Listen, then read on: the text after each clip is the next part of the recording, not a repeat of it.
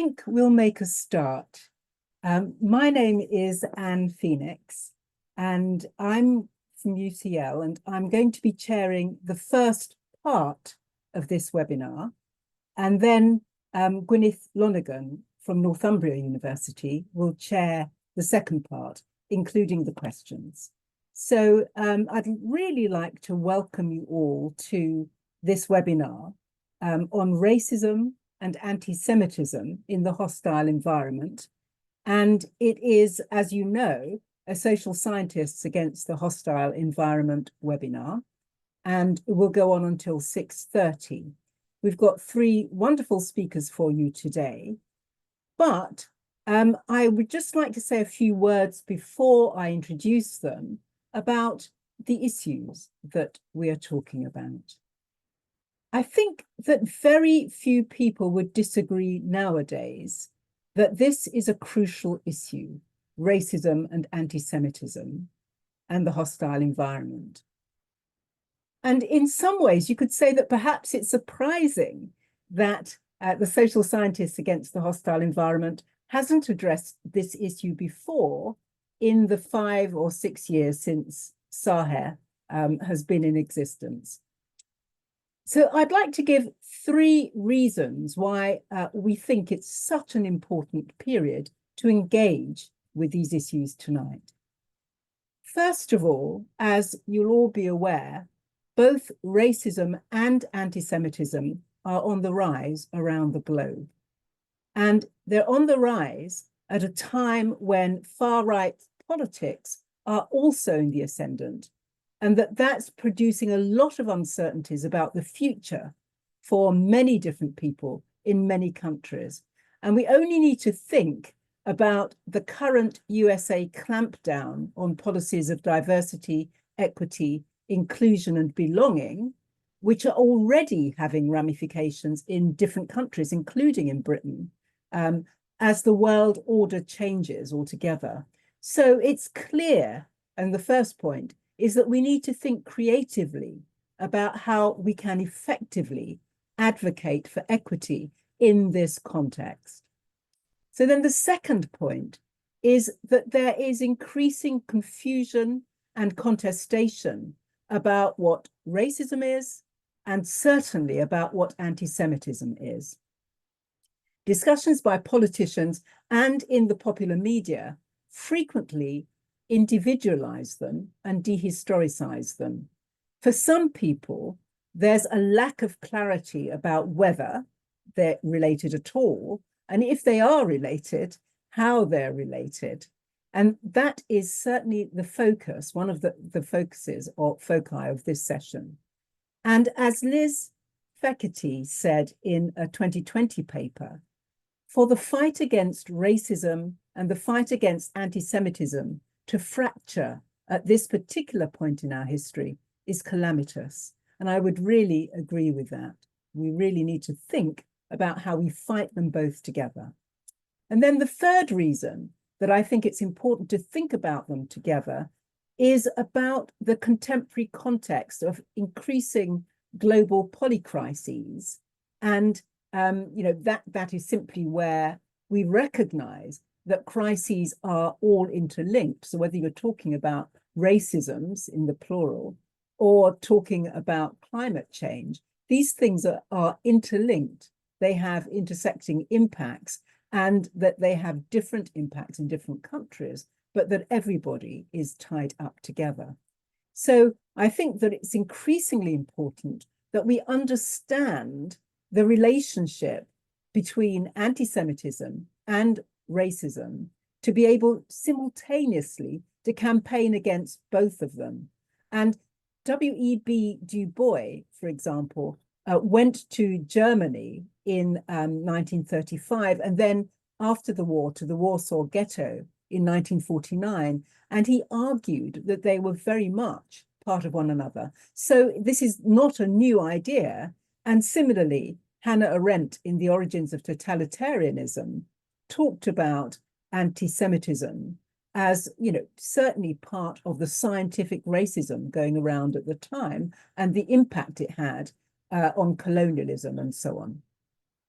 And I'd like to also quote Abigail Bakan and Yasmin Abu Laban in a paper that they did last year in Historical Materialism, where they argue for understanding anti-Semitism in order to challenge it the most effectively. And they say that we need to think about anti-Semitism as anti-Jewish racism in order to understand four things that they point out, which I'll just quickly mention. One is that it is a specific form of racism, and we need the creative analytical tools to explain it effectively, to do anything else. And then that we need to disrupt claims that anti-Semitism is mainly expressed in criticisms of policies and practices to do with Israel, and what Israel does with Palestinians, because doing that, if we understand it as mainly that, we are being dangerously distracted from challenging it as anti-Jewish racism. And the third thing that they say is that anti-Semitism as anti-Jewish racism varies according to its context, in time and in place, and that the current period of rising white nationalism in liberal democratic societies and capitalist states needs specific attention, especially to forms, and I quote, of coded anti-Jewish racism and anti-Semitism, as anti-Jewish racism needs to be challenged collectively through solidarity, and solidarity against hegemonic institutions of capitalism, imperialism, and colonialism, which are very much sustained through divide and conquer strategies. And I think that that's really very important. Well, our three speakers this evening have the potentially daunting task of helping us to think through those issues, but they're very well placed to do it. So I'm delighted to welcome them. And, you know, one of the things that they're going to do is to tell us about ways in which we might respond to anti-Semitism without creating a hierarchy of racism, and also building solidarity between those in struggle against anti-Semitism and those in struggle against other forms of racisms, and doing so in ways that avoid what some people refer to, and certainly quite a lot of people engage in, as the culture wars, and culture wars against the left and against minoritized ethnic groups in the UK. So we've got three speakers: Neera Yuval Davis, who'll go first, Ben Gidley, who'll go next, and Shabna Begum. And I'm going to introduce them all together now, and then just invite them to speak for up to 15 minutes. So first of all, Neera Yuval Davis is an emeritus professor and honorary director of the Research Centre on Migration, Refugees and Belonging at the University of East London. She's written widely on intersecting gendered nationalisms, racisms, fundamentalism, citizenships, identities, belonging, and everyday bordering, as well as theorizing intersectionality as situated and the situated intersectional gaze. And she also writes on dialogical epistemology. So I'm just going to cite two of her books. More of them are mentioned on the website. And certainly you can look Neera up and find many more than those as well. So two of her many books are The Politics of Belonging, Intersectional Contestations, which was published in 2011, and Bordering, published in 2019. And then Ben Gidley is a reader in sociology and psychosocial studies at Birkbeck, University of London. And he's a member of the Birkbeck Institute for the Study of Anti-Semitism. And he's previously been a senior researcher at the Centre on Migration, Policy and Society at Oxford University. He's also a member of the International Centre on Racism at Edge Hill and a board member of the European Sociological Association's Research Network on Racism and Anti-Semitism and the British and Irish Association for Jewish Studies. He researches anti-Semitism, Islamophobia, the far right, and conspiracy theories, and his books include Anti-Semitism and Islamophobia in Europe, a shared story. And also, that was published in 2017 with James Renton, and Jews and Muslims in Europe, Between Discourse and Experience, which was published in 2022 with Sami Everett.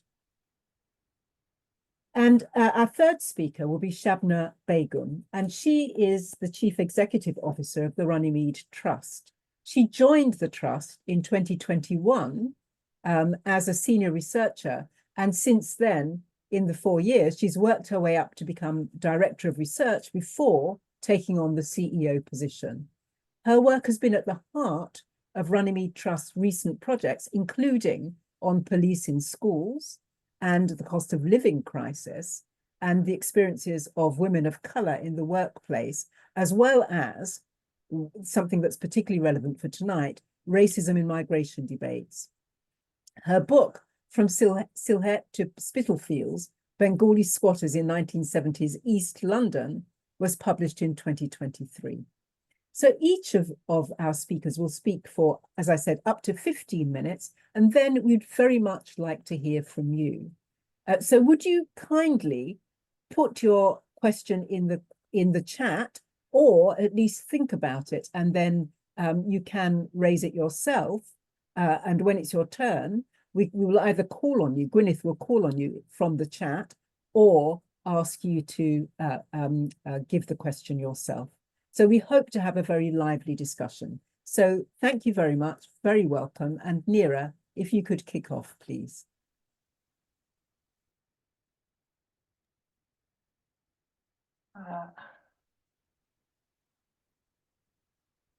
Okay, can you hear me? Yeah. Yeah, okay. Thank you very much, Anne, for this introduction, and I'm very pleased that we are having this session. It's not completely true that Sahe didn't talk at all about anti-Semitism, because in our report, in the introduction that actually both Ben and I were involved writing, we do mention it. But it is true that I think we have not given it enough of a center stage, which contemporary politics does give it at the moment. Thank you also for your introductory comments. It does some of the work for me, and actually Abigail and Yasmin's approach to the relationship between racism and anti-Semitism is very close. I think, however, that I want to start by not only insisting that we have to look at anti-Semitism as anti-Jewish racism, but to emphasize in what way, as well as define a bit more closely what we mean by racism and racialization. And then I will move to talk about the form of contestation. I think that, and please, as I said, I find it very difficult to limit it to the allocated time, because we are engaged now writing a whole book about it, but this will be a good kind of disciplinary exercise.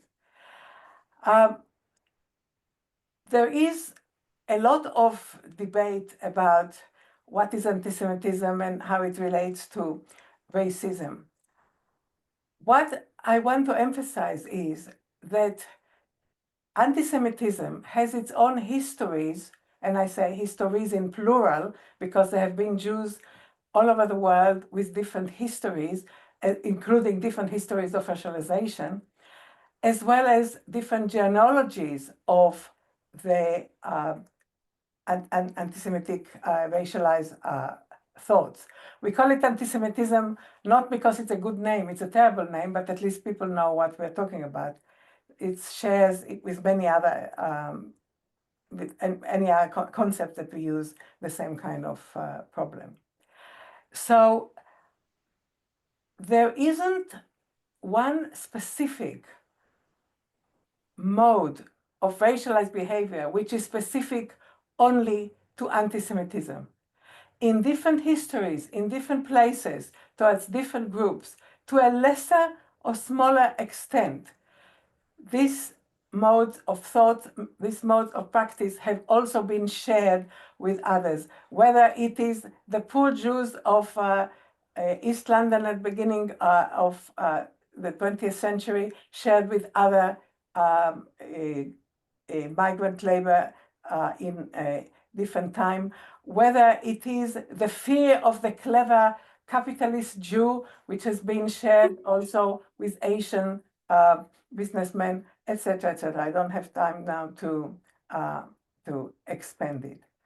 It's also a myth that anti-Semitism existed only in Europe, although, of course, probably the strongest, the most devastating, and culminating in the Nazi Holocaust has been the most intensified form of anti-Semitism. No racialized thoughts toward Jews in other parts of the world have been just consequences of either European anti-Semitic thought or as a result of Zionism.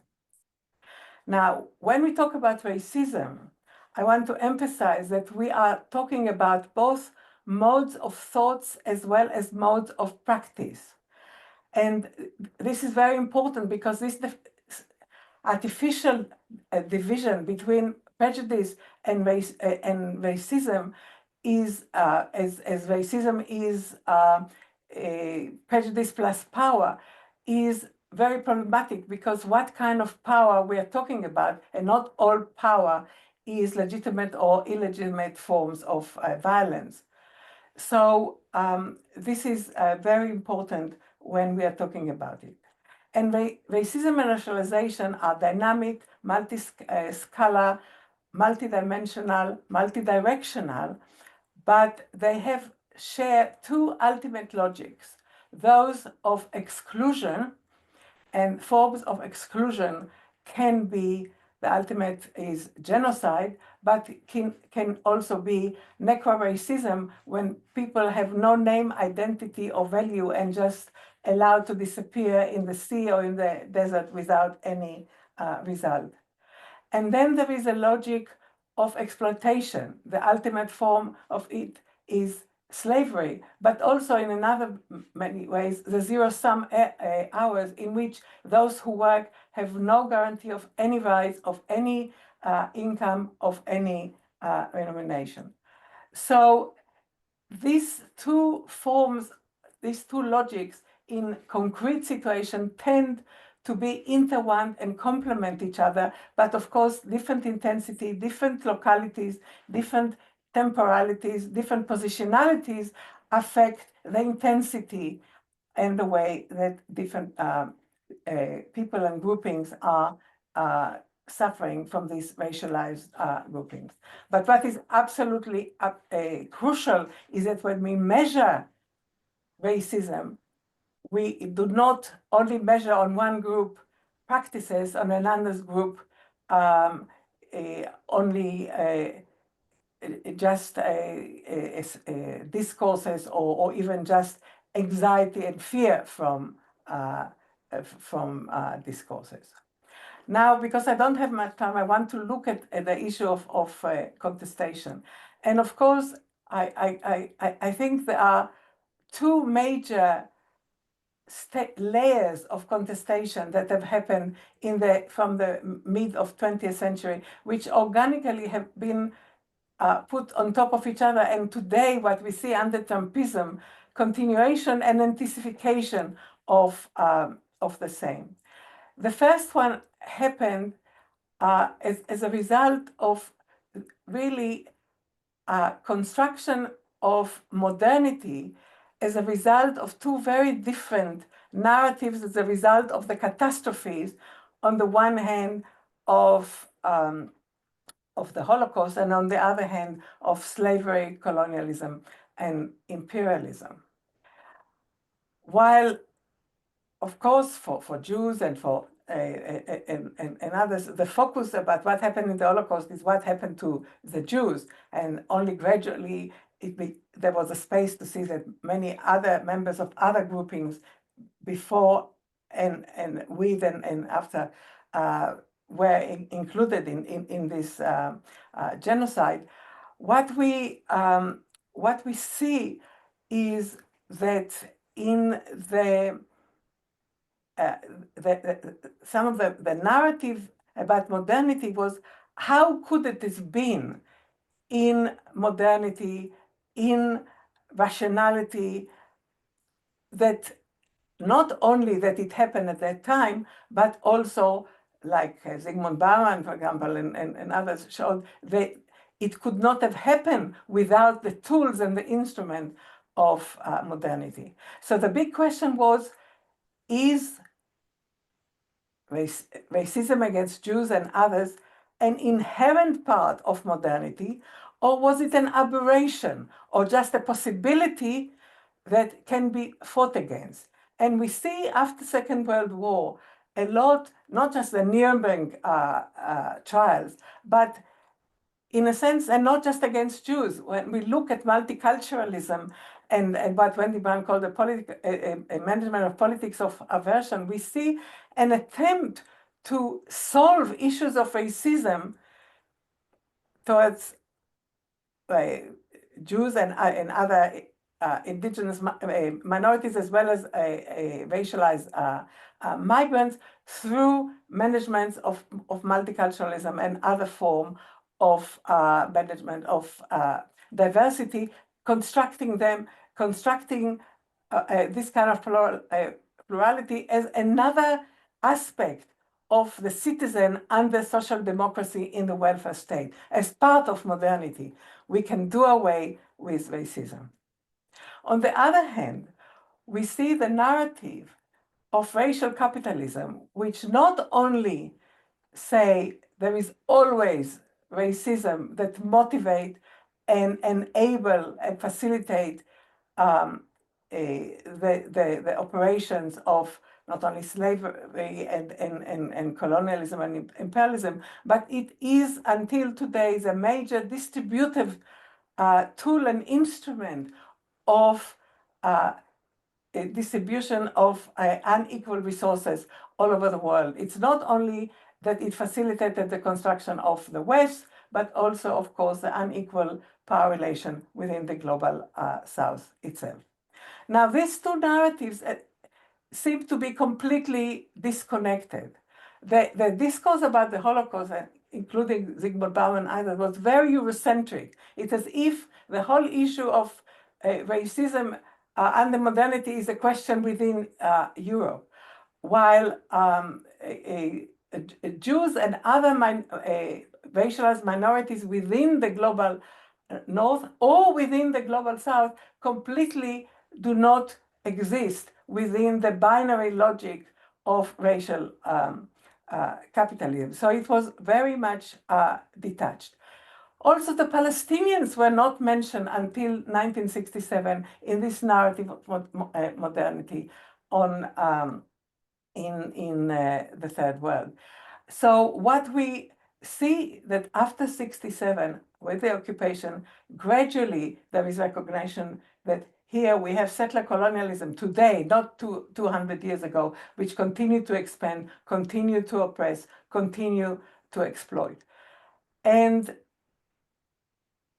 when we reach 2001 of the UN Conference Against Racism, there is a growing importance of the Palestinian issue as a front illustrative case of what contemporary racialization today means. I was at this conference, and in a way, the Palestinian issue and the Dalit issue in India were the two main issues about specific groupings rather than overall that were discussed.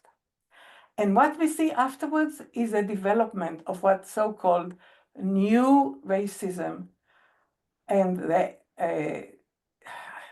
infamous IRA definition of the International Holocaust Memorial Fund that was supposed to be working definition that even the one who wrote it has come out against it, which equal anti-Jewish racism with critique of Israel and Zionism, from the 11 illustrative examples in IRA definition, 7 or 8 relates and mention Israel. So from seeing, as and Anne mentioned, Dubois and Anna and many others, but there are also Black feminists like Bell Hooks and others who very much talked about this solidarity of the different fights against different forms of racism. Suddenly it becomes a zero-sum game. Because if you're concerned with the Palestinian, then you're anti-Semites. If you're concerned with the right of Jews, then you are, don't concern yourself with anti-Black racism and so on. And Ira, 2 minutes, please. okay.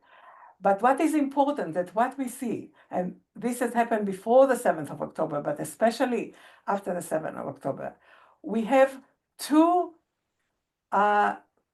polarities developing. On the one hand, we have grassroots versus governments, although the grassroots very often are not evenly distributed among different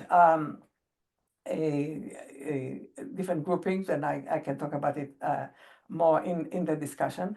And on the other hand, through the International Criminal Court and the suit of Israel with genocide and so on, we see that there is polarity between the global South, which is using the Palestinian issue to decenter the Eurocentric and West-centric approach to issues of genocide and racism. The exchange between Germany, who said, "What do you mean this is genocide? We know what is genocide." And then Namibia telling Germany, it was recognized that you enact genocide against us as well, and you would not tell us what is genocide or not.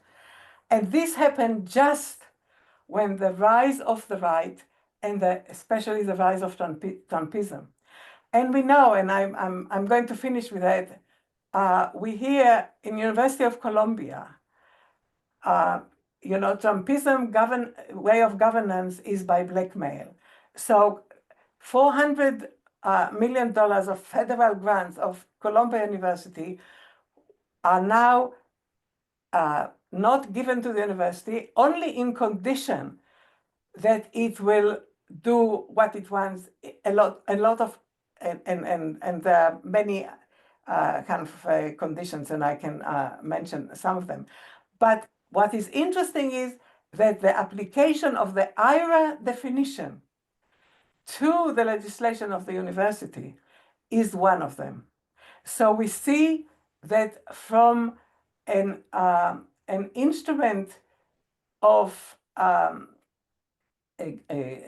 attempt to resist critique of Israel and its occupation and oppression of the Palestinian, which is dividing the world community, it has become, and in Britain, of course, this has happened also in the Labour Party and so on, but this is another discussion as well. This has become a tool of repression, of dissent, of not just academic freedom, but any kind of freedom of opinion and discussion. And for some reason, anti-Semitism, which we have to fight, and of course, I am a daughter of a family that most of its members were murdered by the Nazis. I've been fighting against anti-Semitism all my life, but suddenly it has become the weapon against which all other forms of racialization is subjugated to.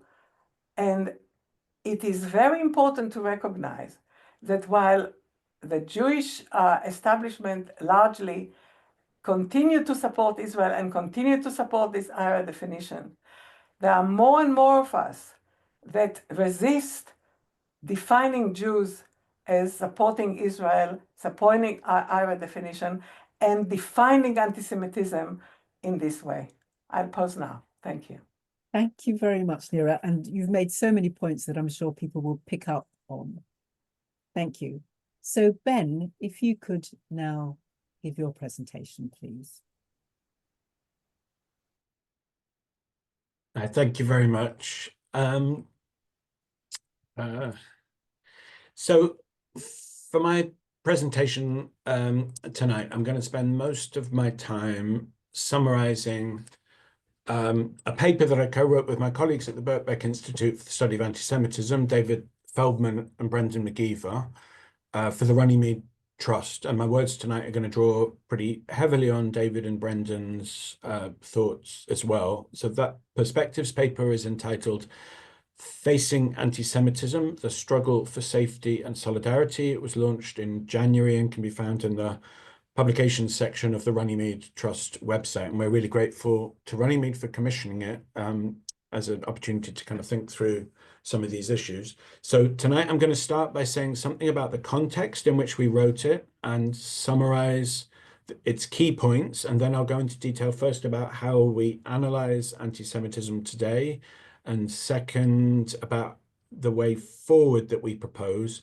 And then I'm going to add a kind of more personal note beyond the report, relating it to the hostile environment towards migrants and the kind of political conjuncture that Anne spoke about in her introduction. So first, the context that's led to our report and to which it responds. And I think we can understand that in three scales. First, conditions that impact directly on Jewish people. There's a sharp rise in recorded anti-Semitic incidents in the UK and globally since October 2023. There's a growing feeling of insecurity among many Jewish people in the UK, building on a growing feeling of insecurity over the last decade or two. And there's a breakdown in consensus, this relates to what Nira was talking about, over how to conceive of and combat anti-Semitism, which we can see, for example, in the fierce controversies over whether or when anti-Zionism or criticism of Israel is or becomes anti-Semitic. Another part of the context is national. In Britain in August, there was widespread violence across the UK, directed particularly at Muslims and refugees and stoked by the far right. And those events, I think, highlight the urgency for racialized minorities, including Jewish people, to comprehend the insecurity and victimization that is shared across such minorities and to act in solidarity in this time of emergency.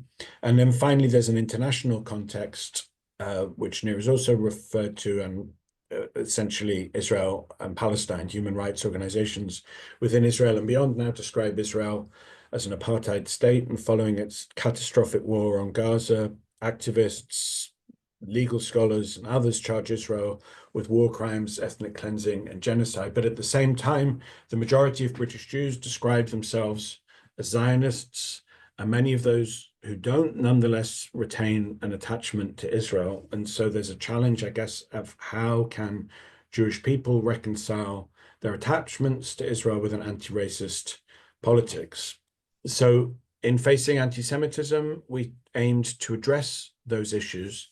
And I think to summarize our kind of key messages, we tried to demonstrate that anti-Semitism is deeply embedded into our common culture. It exists as a reservoir of racist stereotypes and narratives about Jewish people, which are normalized and widespread. We argue that the UK must move beyond framing and discussing anti-Semitism in ways that pit communities against one another, prohibiting solidarity, encouraging division. And we propose that combating anti-Semitism must be undertaken as part of wider anti-racist initiatives, including building alliances between Jews and other racialized minorities. And the work of these coalitions will be to address racism in the UK in the round, including in its anti-Jewish forms. And so with all of that in mind, I'm going to start by saying a bit about what anti-Semitism looks like in Britain today. Because in building a picture of that, so to make a platform from which we can understand it and combat it, and we make three key arguments about that in our report. First, like other forms of racism, anti-Semitism is complex and multidimensional, can't be reduced to any single indicator. And I think all too often in public debate today, a simplification occurs with the result that we're unable to understand the problem we face when anti-Semitism is reduced, for example, to kind of incident numbers. And so in the report, we bring together a wide range of data which are not usually examined together to give us a richer picture. And that tells us first that anti-Semitism remains a significant problem in the UK today, but it also shows that anti-Semitism manifests not simply as a set of bad ideas or irrational prejudices, but has a material impact on Jewish people and Jewish life in the form of incidents such as physical attack, verbal abuse, or desecration, and can sometimes take institutional and perhaps even structural forms. There's plenty of evidence that the problem has intensified since October 2023. So, for instance, according to survey data in 2023 alone, so kind of early on in the current round of conflict, that year saw a 7-fold increase in experiences of vandalism of Jewish targets. And if we strip out completely incidents that relate to Israel or to Zionism from the record of reported anti-Semitic incident, that year also saw 1,000 more reported incidents than the year before. And this is what feeds the fear and insecurity experienced by many in Jewish communities in recent years, which is also clearly visible in the data. But, and this is our second point, one of the reasons why this is such a difficult area is because the data we have on anti-Semitism rests on particular assumptions about what counts as anti-Semitic. It's a complex debate, as Neera spoke about, but in short, assumptions depend on different definitions of anti-Semitism, which are always contested and always political. So, for example, when anti-Semitism is conflated with anti-Zionism, or if there's a lack of clarity on when anti-Zionism is also anti-Semitic, then that can lead to a mismeasurement of the scale of the problem, and in particular, a misidentification of its most urgent sources. The incident figures are alarming, and it's not surprising that headlines draw attention to them, but an exclusive focus on incidents creates a couple of problems. It further simplifies the multifaceted problem of anti-Semitism in Britain today, and it leads us to focus on individual anti-Semites committing these incidents rather than on a societal problem of anti-Semitism, to which I'm going to turn now. So to understand why incidents spike at times such as the current moment, we argue, and this is a third key point, that we need to focus less on the pathology of individual anti-Semites and look instead at the wide diffusion of anti-Semitism. In the data, it's clear that the number of fully fledged individual anti-Semites in Britain is fairly low, but that racializing ideas, narratives, and images of Jews are far more widely dispersed, constituting a stain on our society. And crucially, these ideas have a long history, deeply embedded in Britain's Christian history. So we therefore propose an understanding of anti-Semitism as drawing on a reservoir of such ideas, narratives, and images, a reservoir that runs very deeply in our culture, crucially that changes over time. It's not eternal and static. And it's drawn on by a wide spectrum of political actors when Jews become salient in the public eye for a range of reasons. And crucially, it's drawn on, often unwittingly, by those who are not ideological anti-Semites and who do not have thoroughly negative attitudes to Jews, including at times by some who consider themselves anti-racist. And we conclude from this that it's politically insufficient to respond to discrete anti-Semitic incidents and pursue those individual anti-Semites in our midst, although of course, you know, that's an important job. But going forward, we also need to find ways to confront the reservoir of anti-Semitism that's deeply embedded in society, in our society.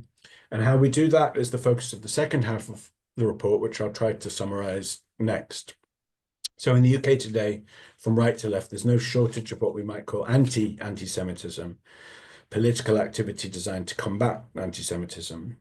One of the defining features of this kind of mainstream political opposition to anti-Semitism in the UK today is the leading role played by the state and the close cooperation of the Jewish communal mainstream and its leadership with the state. In other words, the dominant approach of the Jewish mainstream leadership has been to seek vertical alliances in the form of state protection against anti-Semitism.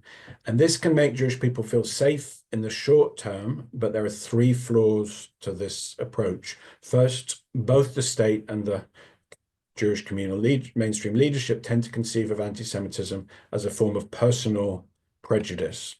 Anti-Semitism understood in that way is a problem of bad ideas, which leads to that fixation I mentioned earlier on individual anti-Semites and ignoring the wider reservoir of anti-Semitism embedded in our society. Second, that kind of mainstream understanding of anti-Semitism as the product of individual prejudice leaves us unable to comprehend structural forms of racism in which the state is more directly complicit. And so, for example, Islamophobic policies that target British Muslims contribute to racist outcomes such as unequal access to housing. Sorry. Third, when the state and political parties put significant energy into combating anti-Semitic ideas, but fail to act with similar force against Islamophobia, against structural forms of racism, it gives the perception of a hierarchy of racism, which gives life to a competitive victimhood that further pulls apart the horizontal alliances and broad coalitions required to confront all racisms together.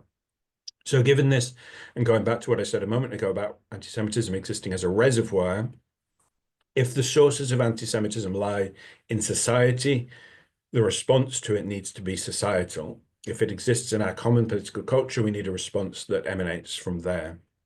That is, we need an anti-racism, renewed anti-racism, but an anti-racism that's attentive to the specificities of anti-Semitism, including when it arises on the left. When anti-racism fails to adequately address anti-Semitism, it drives some Jews away and into the arms of the state. But the prospect for alliances between Jews and other racialized minorities are also put under pressure by this widespread conflation of anti-Zionism and anti-Semitism. And again, the state plays a key role here.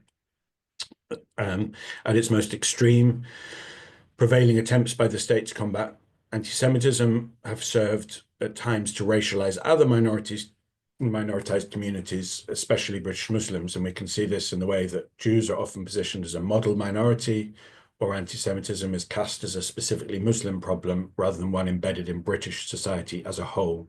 This is damaging not just to Muslims, but also to Jews as it works against crafting a politics that combat anti-Jewish and anti-Muslim racism together. So the predominant ways of opposing anti-Semitism lead us further away from a genuinely anti-racist politics. And so our report calls for a new approach to combating anti-Semitism that's based on building horizontal alliances between Jewish people and other racialized minorities. But reconnecting opposition to anti-Semitism with a wider anti-racist politics isn't going to be easy. There are significant challenges, not least in the contested question of the relationship between anti-Semitism and anti-Zionism, the context of the war on Gaza.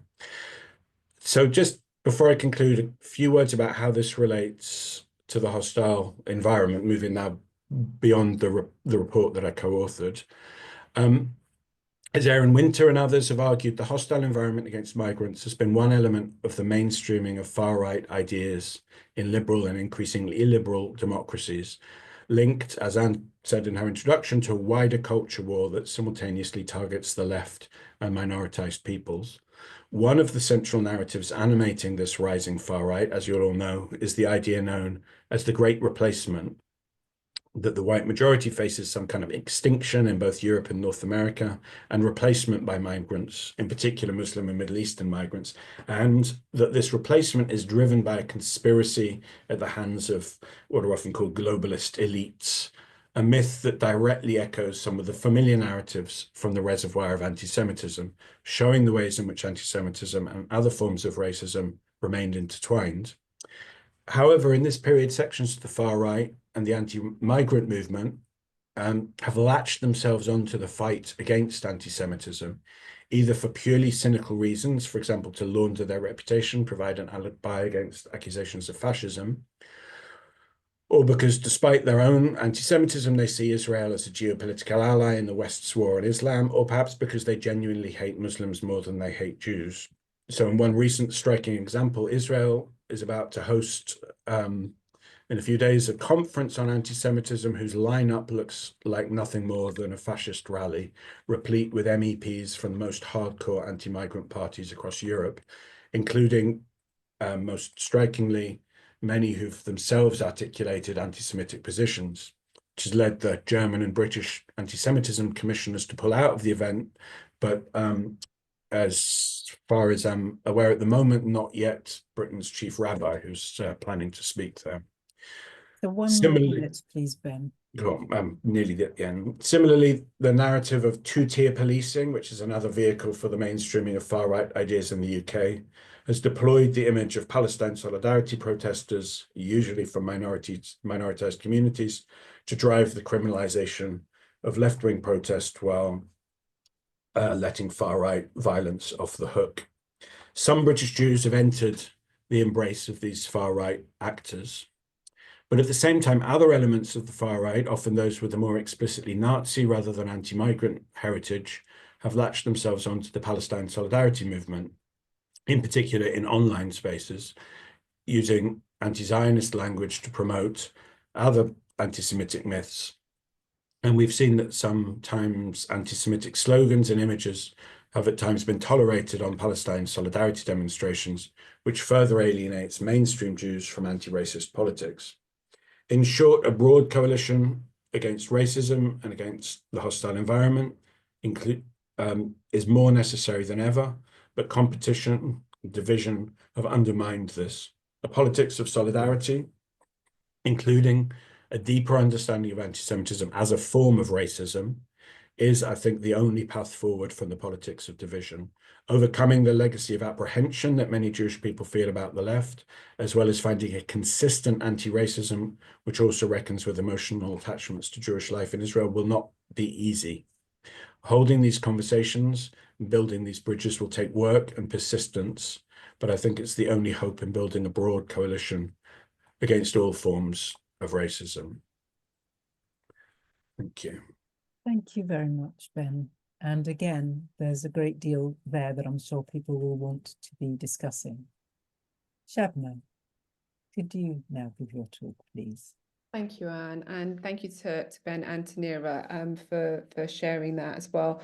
I guess from my perspective, it might be helpful to introduce the organisation for those of you who may not be familiar with the Runnymede Trust. So the Runnymede Trust was first born in 1968. It was an organisation that came in the context of kind of the post-war period here in the UK, where you'd had migration, the post-war kind of migration, and you had a lot of kind of challenge around the kind of numbers of people that were coming in. You had the 1958 riots, the racist riots in Notting Hill and in Nottingham, and you had the rise of the far right, and you had a Labour government. So lots of similarities to where we're at today, almost 60 years later. But we were created as an organisation which was to look at racism across all different communities. So it was the idea very much being that race and racism was a social construction, and therefore the elimination and the challenge of that had to be done through an organisation which could speak across all different forms of racism. So the Runnymede Trust has been around now nearly, obviously, for 60 years. And in that time, we have researched and tried to use our research to influence policy. So that's the kind of raison d'etre of our organisation, is that we speak to our academic colleagues and our partners, and we see ourselves very much as thought pollinators, where we try to kind of take what people are thinking and the scholarship that emerges in academic spaces, as well as kind of in kind of more activist spaces as well, and all of the liminal spaces in between, and to try and translate that into something that speaks to policymakers and to the policy conversation that's happening. So I guess kind of the reason why we invited Ben and David and Brendan to write the report that Ben spoke about just a few moments ago was because we were very mindful of, obviously, the intensification of anti-Semitism in 2024, and in particular some of the reports around the rise in hate crimes toward Jewish people and Jewish property and Jewish communities.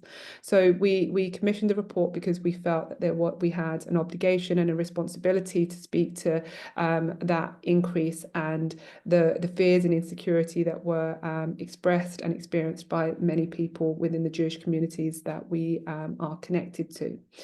I guess the other thing to note is that the last time we actually did an active report on anti-Semitism was quite a long while ago. It was back in 1994. It was a report that was called A Very Light Sleeper, which references what is kind of talked about in this more recent report about the reservoir of anti-Semitism that kind of often exists just beneath the surface and can be tapped into at any given time.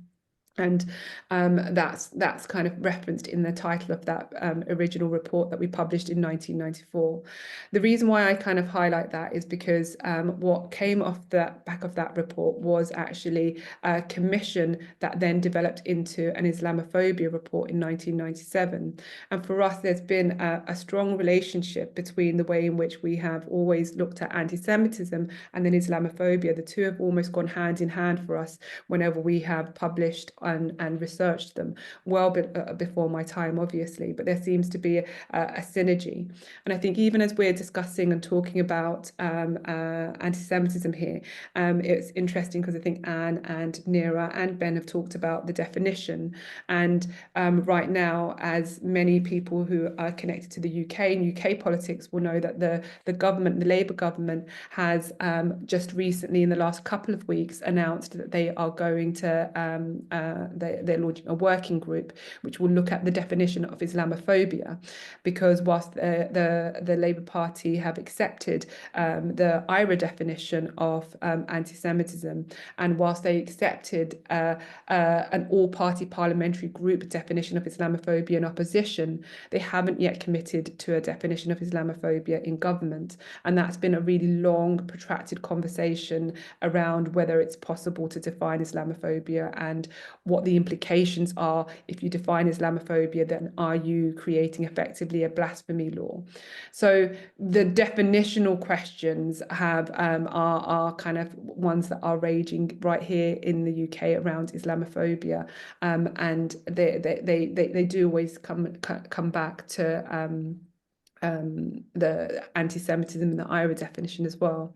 I think the other thing I wanted to say is that for us, it's really important to be able to recognise that the report that we did very much did take, and that we commissioned through Ben and his colleagues, very much did take a critical kind of approach to understanding the IRA definition and the implications of that. And I'm really mindful that any organisation that's coming into a space to talk about anti-Semitism has to kind of earn kind of credentials in this space in some way, because I think that we have to kind of make sure that we recognise and give value and credibility to the concerns and fears that people are genuinely expressing. But in the report, one of the things that we wanted to do in particular was to try and highlight and take a critical approach to saying that actually one of the real problems around addressing anti-Semitism is the way in which that the IRA definition has done exactly what Neera and Ben have described about the conflation of anti-Semitism and anti-Zionism through the IRA definition, through the examples that are given. And secondly, as both have pointed out previously, around the perception that there's a hierarchy of racisms as well.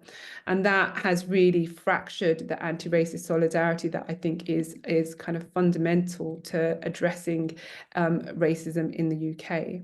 I think that in terms of how the IRA definition has been used in particular, we saw that used last year to quite kind of harmful effect, particularly around the Palestine solidarity marches that were in London and all across major cities, but particularly in London. And what happened there was that, as again many people will be familiar, those marches and those demonstrations were the site of kind of much contestation, the idea being that they were mainly led by Muslims, and that they were variously described by kind of Suella Braverman, Lee Anderson, Robert Jenrick MP.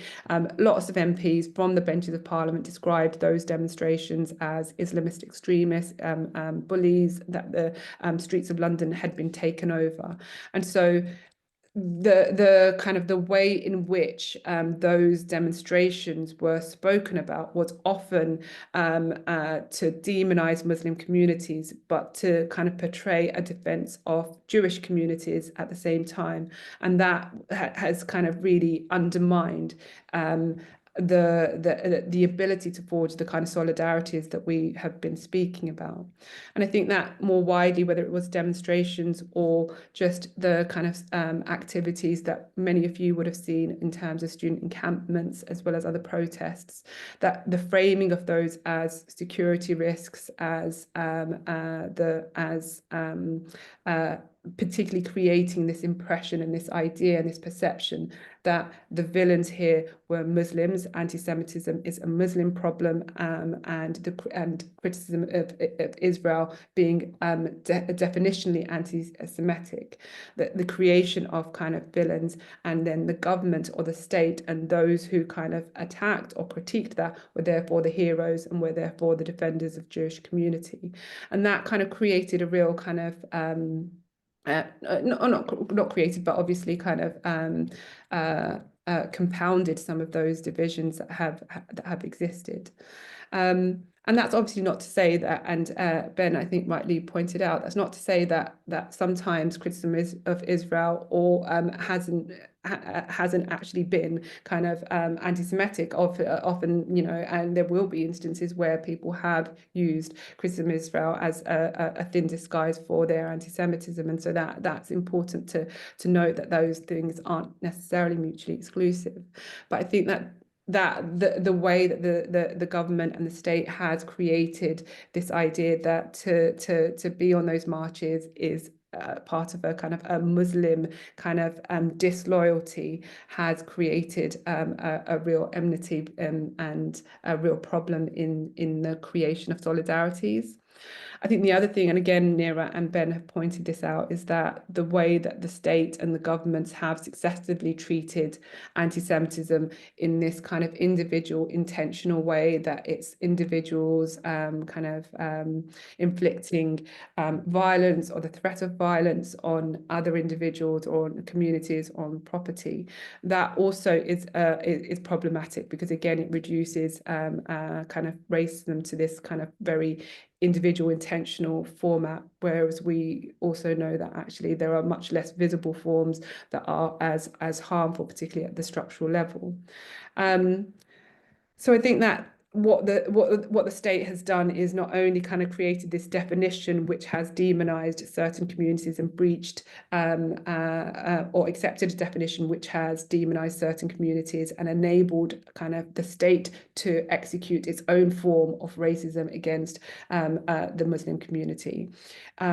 It has also created itself as the hero, and so it's the state that is the kind of institution that can come in and rescue the situation, and they have therefore given themselves permission to not only become this kind of the state as a savior, but also to intervene and survey other racialized communities and to police other racialized communities in that effort. So it gives the state permission to be more punitive and to survey and to kind of exert its kind of carceral logics on other racialized communities. And so it's the utilizing the language of care and of seeing to be defending Jewish communities as a way in which to actually exert and kind of execute harm on others. And again, that kind of that there has been the fracturing of solidarity has meant that I think that lots of Jewish organizations, mainstream organizations, have sought that protection and have sought that protection because for all sorts of reasons. But that has also obviously therefore kind of taken away from the ability to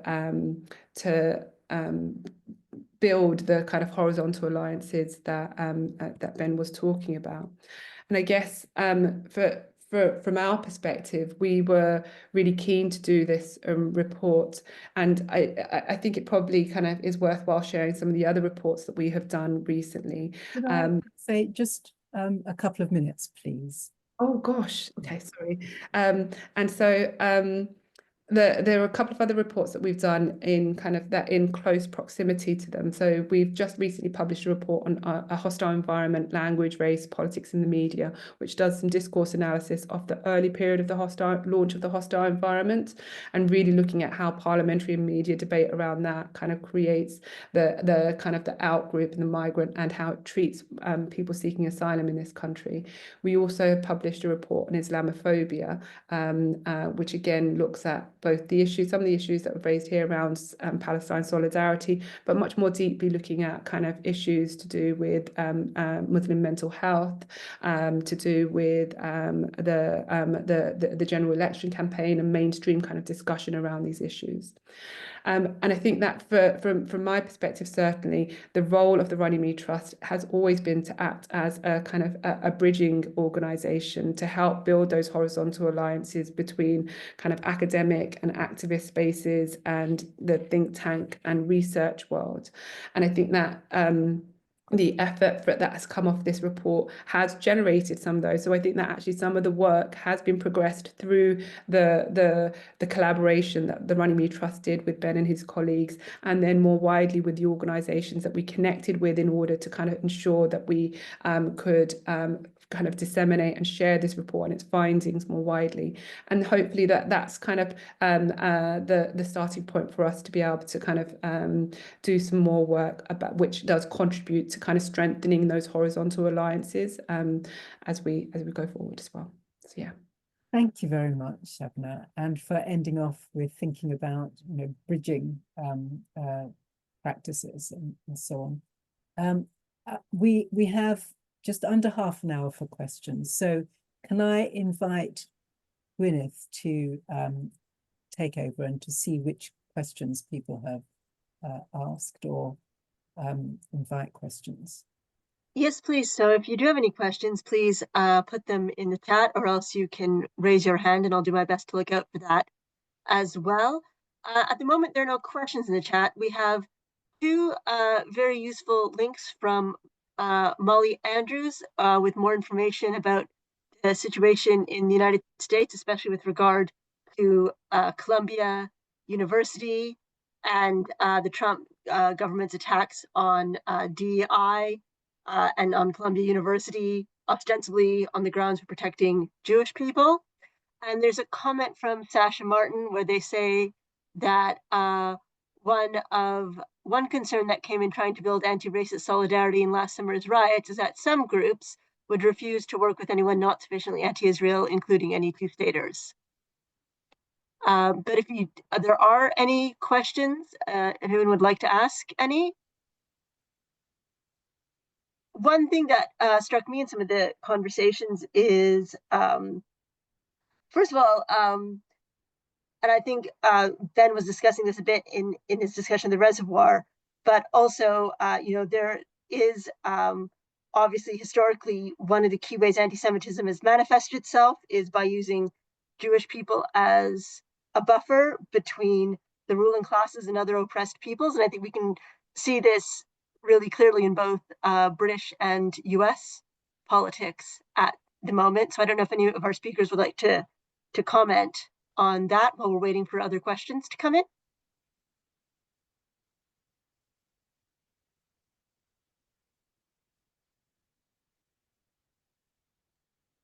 Yeah, maybe just if no one else is jumping in. I think that's an important point. I think that that's true not just of Jews. I think the point that Neera made about how anti-Semitism, the specific form that anti-Semitism takes, has resembled the forms that other anti-Semitism has kind of that racism has taken for other minorities at various points. And we can look historically, for example, in different parts of the British Empire or other parts of the world, at how particular minorities have been given that kind of buffer role, but that's definitely the case right now for Jews in the UK. We could also think about maybe whether similar dynamics are happening, for example, with Hindu communities in the UK, where some of the similar kind of dynamics are playing out. Yeah, I was just going to say on that, Ben.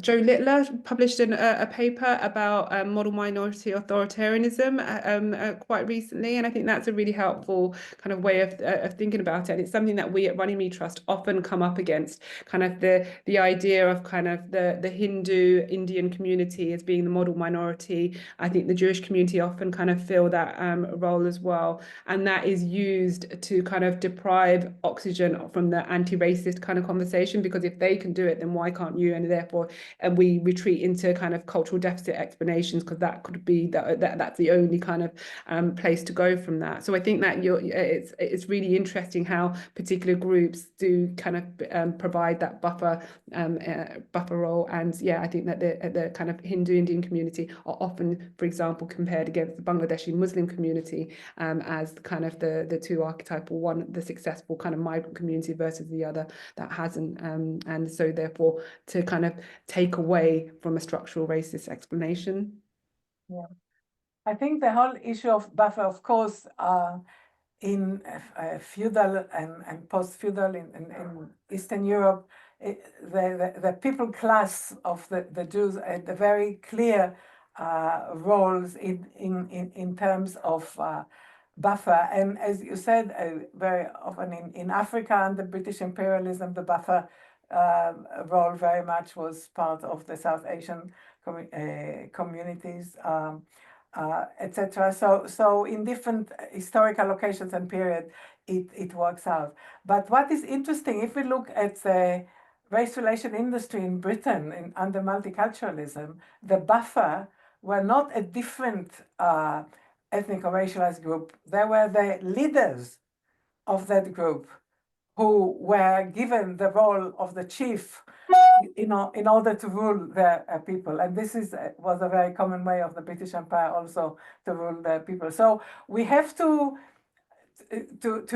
be sensitive to different ways of governance, and where the racialized boundaries is passing, and where the class kind of line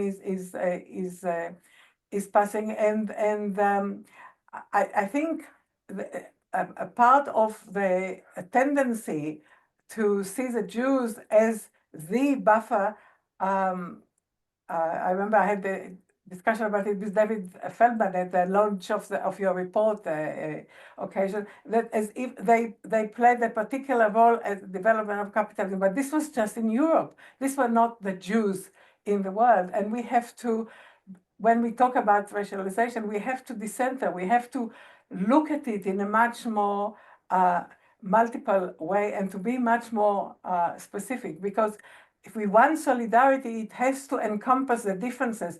If we are homogenizing every kind of racialized groups, I think we are helping to the task of racialization. And I'm very glad that Shabna was talking about the problem of the definition, not only of the IRA, but now about the of Islamophobia as another blasphemy law, because this is something that some of us in Women Against Fundamentalism were fighting against for many years. Islamophobia, like anti-Semitism, is again very unfortunate selection of name to anti-Jewish and anti-Muslim racisms, and I think we have to overturn that.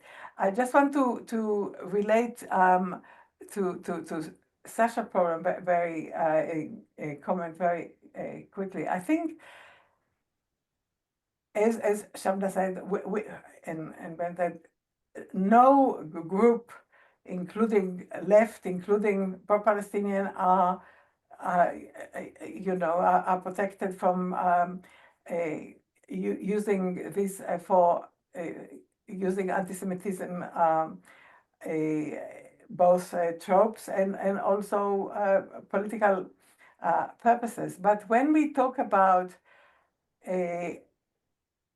looking at cooperation with groups, with Jewish groups which are supporting Israel, or two states in which one of the states will continue to be a Zionist state, I think this is a legitimate political debate. This is not racism. We have to differentiate between racism and ideological debate, both with religious and secular ideologies. And I think very often these two has tended to be collapsed together, and to the detriment, I think, of us all. Thank you very much, Nira. We have a question from Molly Andrews in the chat, which is, why do the speakers think the IHRA definition of anti-Semitism has gained more prominence than, for instance, the Jerusalem Declaration on Anti-Semitism, which precisely disentangles anti-Semitism from anti-Zionism? Well, if I talk about, first of all, the Jerusalem Declaration was established as a reaction to IRA. Yes. So this is something which came much longer. Secondly, I mean, the IRA definition, I actually was troubled by this, and I've written about it in Sperry. But I remember, I mean, this kind of eagerness of to collapse the anti-Jewish and anti-Israel together create a situation in which same people who would claim would adopt any kind of universal principles would say, if approving what Israel is doing in Gaza, what Israel is doing in the occupied territories, if disapproving of it is anti-Semitism, then maybe anti-Semitism is not such a bad thing. And from that to get to other kind of thing is even more difficult. The Jerusalem Declaration is much better, but the Jerusalem Declaration, for example, one of the original authors of the Jerusalem Declaration was Raif Tzurek, who is a Palestinian citizen of Israel, a philosopher who is also in the Valnir Institute, where the Jerusalem Declaration was written. And although he continued to support it till the end, he excluded himself from signing it because it was very much remained in its ideology soft Zionist, and in a way there have been some kind of problems. But of course, in comparison to IRA definition, it's very good. I don't think that we need the Jerusalem Declaration as an alternative to IRA.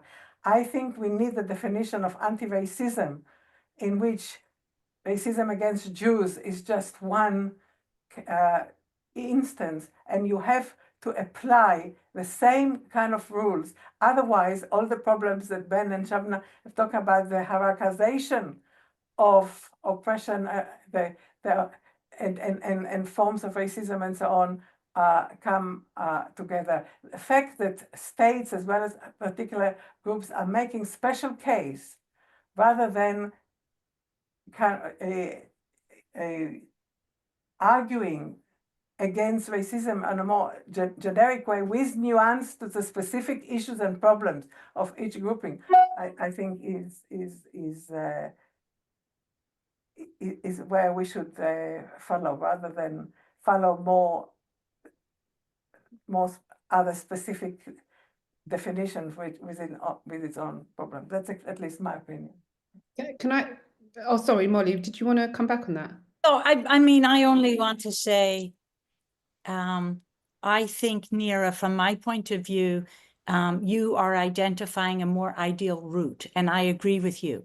But from where I sit right now, where I see, and I've been on many demonstrations here, and it's incredibly frightening to see the actual, what it means on a day-to-day basis on the streets to have the conflation of anti-Semitism with anti-Israeli sentiment. It's incredible. And I'm sure you guys all know that more than 100 people, primarily Jewish Voices for Peace activists, were arrested a few days ago for their anti-Trump activism at Trump Tower. The irony that Donald Trump, who has had many instances of anti-Semitic behavior, is arresting Jews because of their anti-Semitic behavior, which is in fact only what I mean, it's so convoluted, but those protests are in support of this Mahmoud Khalil, who was a Columbia protest activist. So to me, the reason I think that this Jerusalem Declaration on anti-Semitism, while not ideal, it at least actually explicitly unties these. And, you know, I mean, you who are there, Ben and Mira and Shabna, I'm sure you as well, many here, I know that, have been working on this for such a long time. But for me right now, the urgency, the absolute urgency where people are being deported and these very hateful, unbelievable demonstrations are happening, demands that we immediately disentangle this, and that as Jews, I say this as a Jew working at a U.S. institution, you know, that for me, the Jerusalem Declaration of Anti-Semitism is at least a helpful door. But I agree with you that sort of going down the line, it's not, but it's almost like we almost don't have time for subtlety. That's... Yeah, Molly, we don't need Trump. Stauber's Labour Party expelled more Jews than non-Jews for anti-Semitism from the Labour Party. So it's near home. I mean, that's the irony of it all. Yeah. I was just going to say to that as well, Nira, particularly to your point around the definition and Molly, the question, but picking up really on Nira's points about kind of having a universal definition which talks about anti-racism, because I think that we, like I said at the beginning of my section, that the government has opened this Islamophobia definition working group. They hope to report within 6 months with a new definition. And so we're kind of involved in early conversations around that. And already kind of, you know, the kind of the question is around, well, the definition that currently kind of has been offered is too broad, and therefore does that kind of create an infringement of free speech, and kind of as Nira kind of talked about the blasphemy law. And for us, actually, what we need is, if we're really genuinely committed to those horizontal alliances and to building bridges and solidarity, we need to kind of just define it as anti-Jewish racism, anti-Muslim racism. These are different forms of racism, and to have an understanding of what racism looks like and in its structural, institutional, and individual forms. And therefore that enables the horizontal alliance, the building of solidarity across communities. And kind of takes away from the ability to kind of speak to that hierarchy of your definition, kind of enables this to be kind of valued and identified and recognized, whereas this definition doesn't. And then that creates the whole other kind of, it continues the competitive kind of victimhood cycle that others have referred to. But I agree also, Molly, there's an urgency, and there's some, you know, there's an urgency to a situation, and then there's the ideal scenario as well. And I don't know if either are kind of likely to be met at any time soon, but you know, I hear you as well.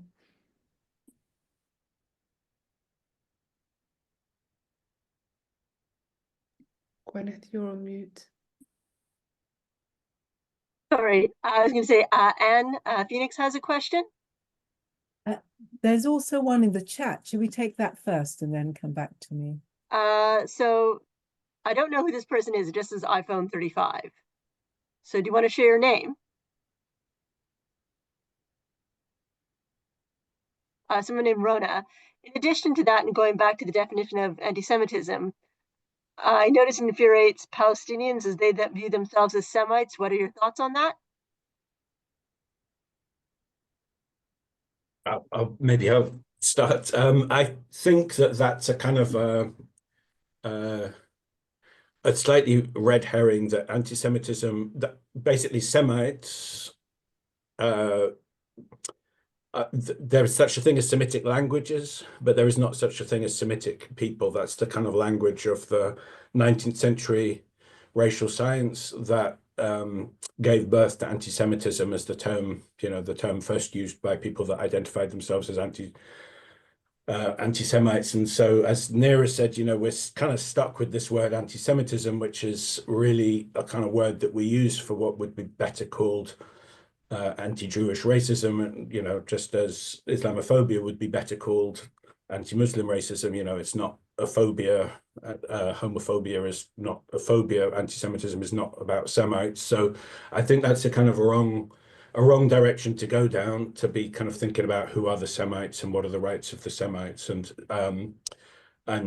yeah, to move towards that kind of universal idea of racisms in the plural, and kind of fighting them together, rejecting them together. So I wanted to ask, you know, following on from Molly's comment, just one thing that Molly said amongst lots of other things, which is we almost don't have time to, you know, wait and think about the niceties. And one of the things that you've all said is that some of the problems arise from simplistic thinking rather than addressing the complexities of the situation, from binarizing and from hierarchizing and so on. So my point is, how can we both keep the complexities and act at a situation when things are fast moving and clearly very dangerous? And, you know, part of the concern about that is, of course, simplistic thinking has always led to cul-de-sacs for action in a way. But how do we manage this? If I can just quickly say, the Jewish bloc is trying to do it. I mean, some surveys say that by now 20% of the Jews refuse to be identified with Israel. They want to be identified with concern with other discriminated and persecuted people, which is a much longer Jewish history than Israel as part of the Jewish history. And by solidarity in the demonstration, in a protest about what happened in Palestine, they show themselves. You cannot just say that it is Jews versus Palestine or Jews versus the world. They break the binaries, they break the dichotomy. The same thing happened in the occupations in campuses last year. Unlike anti-Vietnam occupations in the 70s, most of the occupiers were not white middle-class Christian, but they were from the global south and Jews who do not identify with Israel. And I think this is how, I think more and more, at least Jews who understand this danger of anti-Semitism and who understand not only the horrible danger to the Palestinian, but what is involved in the longer term to everybody in the Middle East and in the world in general, and how weaponizing anti-Semitism is hurting the academic freedom and other kind of democratic rights everywhere. But of course, it's not, many in the Jewish bloc are not Jewish. I mean, I think everybody should kind of just join and not let this kind of division. Of course, it's easier said than done, but more and more people are doing it. So at least that's what I would say, yeah. Maybe Shabna and Ben have other more sophisticated ideas. And what I just said, yeah. Never more sophisticated than you, Neera. Come on. No, that was a nice answer. We have literally 2 minutes left, but there's one final question in the chat from Pamela Javar. Is there a generation element to the challenges of creating solidarities, and how identity politics might be complicating this?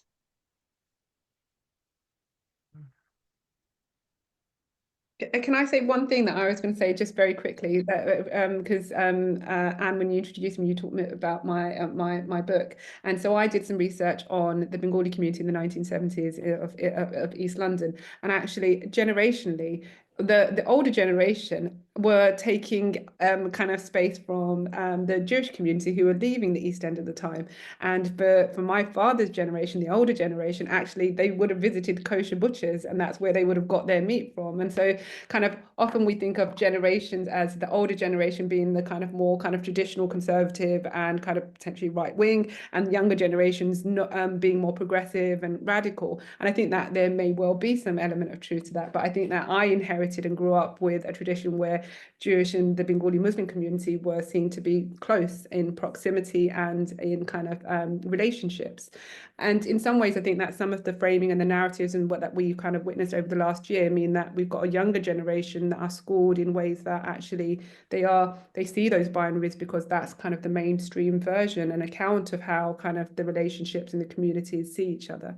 So in some ways, almost I want to suggest that there's a challenge in terms of how generationally we might typically see kind of progression and how that may or may not always be straightforward. But yeah, that's just one point. I think that identity politics really is a generational thing and is quite dangerous. When I grew up in Israel and started to be active against the occupation, against Zionism and so on, and we used to work with not just with Palestinian but with socialist Arabs from the whole of the Middle East, and there were three enemies: imperialism, Zionism, and Arab reaction. These days, the word Arab reaction completely disappeared.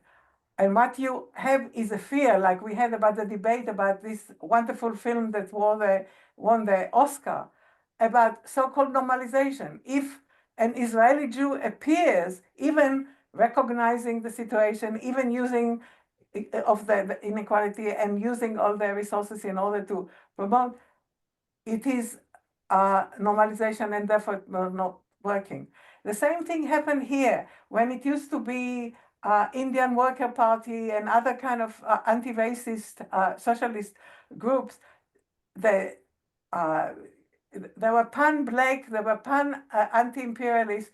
There wasn't kind of the focus on identity of the particular ethnic or religious group and its own kind of boundaries. What we see here now is a much more complicated issue, and the question is really how to get over identity politics, and it's not necessarily, I mean, not necessarily socialism, although socialism helped, but any kind of universalist social justice kind of principles which will go beyond borders and boundaries. I mean, we used to talk about transversal solidarity beyond borders and boundaries. That's the way to work. But if you homogenize and fixate members of particular group with particular boundaries, then this is a divide and rule, a very old, very efficient ruling instrument in the British Empire, but also in Israel and in many other places. Yeah. So we're now actually technically 2 minutes over. So we'll be wrapping up now. Thank you so much to all of our speakers, and thank you to Anne for doing such a wonderful job chairing. Just before we leave, I want to highlight that we have some upcoming events which you can find out more about on our website, the link of which is in the chat. So first of all, we have a planning meeting next Monday at 5 p.m. and everyone is welcome to participate. Then several social scientists against the hostile environment members have books coming out over the next few months or have recently had books published. So we're doing a lot of book launches. So on the 28th of April at 5 p.m., we'll be doing a joint book launch for 2 books, one written by Rachel Humphris titled Making Sanctuary Cities, Migration, Citizenship, and Urban Governance, and one written by Jackie Broadhead, Welcoming Cities, How Newcomers Shape Urban Policy Making. And then on the 2nd June at 5 p.m., we're hoping to have another book launch, one for a book co-written by Rachel Rose and Eve Dixon called Bordering Social Reproduction, Migrant Mothers and Children Making Lives in the Shadows, and for my own book titled Borders, Citizenship and Pregnancy, Migrant Women's Experiences of Pregnancy and Maternity Care in the UK. So thank you very much, and I hope that we'll continue to see you at our events. We are going also to have our face-to-face conference. Is it in June or July? Middle of June, I believe. Yeah, so watch a space, yeah.